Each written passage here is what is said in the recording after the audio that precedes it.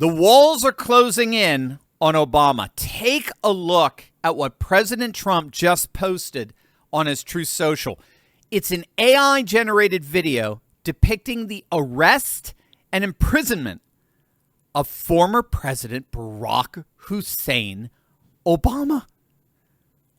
We are living in the midst of the very definition of historical times. What if I told you that we're witnessing in real time a national scandal that's bigger than anything we could have ever imagined?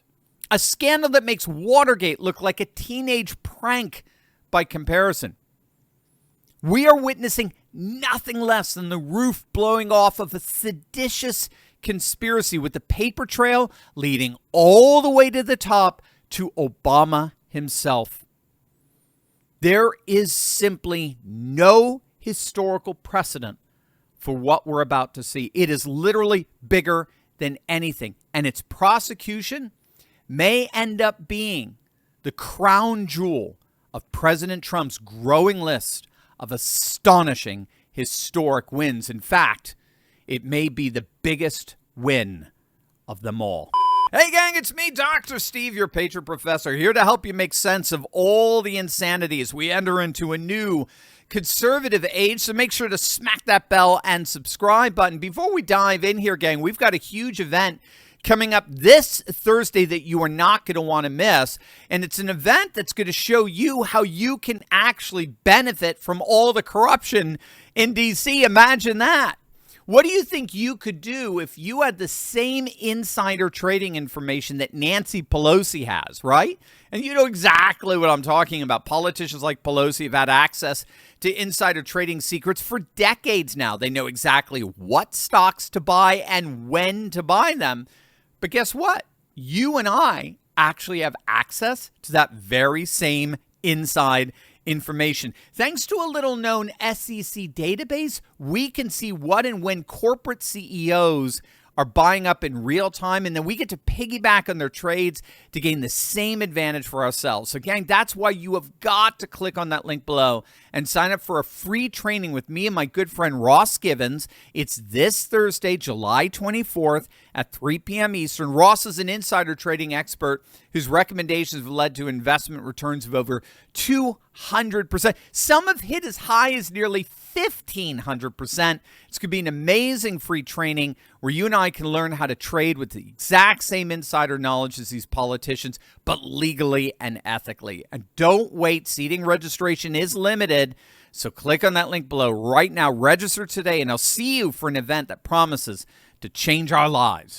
As many of you know, in the last 48 hours, the Director of National Intelligence, Tulsi Gabbard, released explosive documents that promise to completely rewrite American history for generations to come. These declassified intelligence documents now prove what we all knew all along, that the very officials who claimed to be protecting democracy were actually working to undermine it. And I'm not talking about conspiracy theories. I ain't talking about partisan speculation. I'm talking about over 100 declassified documents that Tulsi has just referred to the Department of Justice for official criminal prosecution. Documents that detail what she calls a treasonous conspiracy orchestrated at the highest levels of government. So here's what these, bottom line, what these documents reveal and why this matters more than any political scandal we've seen like ever.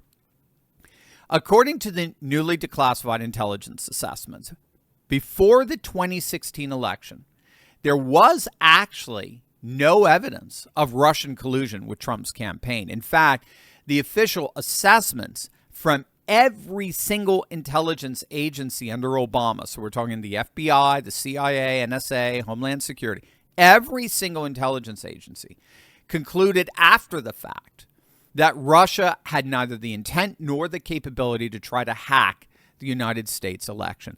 That is exactly what was presented to President Obama in December of 2016, just a few weeks after Trump crushed and humiliated Hillary on November 8th. But then something unprecedented happened. Just weeks before Barack Obama was set to leave office, after Trump had already won, Obama ordered a coordinated effort to manufacture and fabricate intelligence, concluding the exact opposite. So on December 9th, just days after receiving that intelligence report exonerating Russia from election interference, Barack Obama held a meeting in the Situation Room in the White House with former FBI Director James Comey and Andrew McCabe, the Deputy FBI Director, CIA Director John Brennan, James Clapper, who was then the Director of National Intelligence, Tulsi's position today, John Kerry, the then Secretary of State, and National Security Advisor Susan Rice. And in that room, they together, along with Obama, made a decision that would poison American politics for years. They decided to manufacture fake intelligence that directly contradicted their own experts. This was not political spin. This was the systematic creation of false intelligence designed to delegitimize a duly elected president. What's so key here is that this goes way beyond partisan politics. It's irrelevant whether you're Republican or Democrat, whether it's a Republican administration or Democrat administration, whether you're left, right, it doesn't matter. What Tulsi is exposing here represents a fundamental attack on the democratic process itself. When intelligence agencies manufacture evidence upon order of a sitting president that's about to leave to deliberately undermine a duly elected president, the president that's about to come in, we're not talking about politics as usual anymore. We're talking about a constitutional crisis. Or in Tulsi's words, we're talking about treason. That's the word she used. This was treasonous behavior on the part of all those involved. It deliberately sought to undermine the democratic integrity of our nation. Now, of course, the irony here is devastating. For years, we were lectured, no one is above the law, by the very officials who have been breaking it. Let that hit you. For years, we were told that no one is above the law by the very officials who claim themselves to be above the law. The corruption inside the Beltway literally knows no ends. That's why, again, I love what Ross Givens does. He shows ordinary Americans how we can actually benefit from DC's swampiness because they all have to publish. They have to make public their stock buying, and we can piggyback on that. So make sure to click on that link below and sign up for Ross's free training this Thursday. It's going to be absolutely amazing. I'll be there, so I'll see you there in real time. But the real irony in all of this is what's happened over the last 24 hours. Those who lectured us that no one is above the law are about to find out for themselves how true that maxim really is in the golden age. The latest development is the surfacing of a number of whistleblowers from within the various intelligence agencies who are ready to testify to this corruption handed down on them from the top. So Tulsi Gabbard has confirmed, again, this is within the last 24 hours, that there are indeed whistleblowers coming out of the woodwork from the Obama administration that were disgusted by what happened. And the DOJ will soon receive their affidavits that will reveal all the seedy details on how our institutions were deliberately weaponized against the American people. And again, that's the fundamental question here. The question isn't whether you support Trump or Obama. That's actually irrelevant. It's about whether you support the integrity of our democratic institutions. If these allegations are proven true, if Obama and his inner circle did indeed deliberately manufacture and fabricate intelligence that not only directly contradicted the actual intelligence previously produced by every single intelligence agency, but also deliberately sought to sabotage a duly elected president and bring his presidency down? It means nothing less than senior government officials conspiring to overturn the democratically expressed will of the American people using fabricated intelligence in the process. It is treasonous, plain and simple.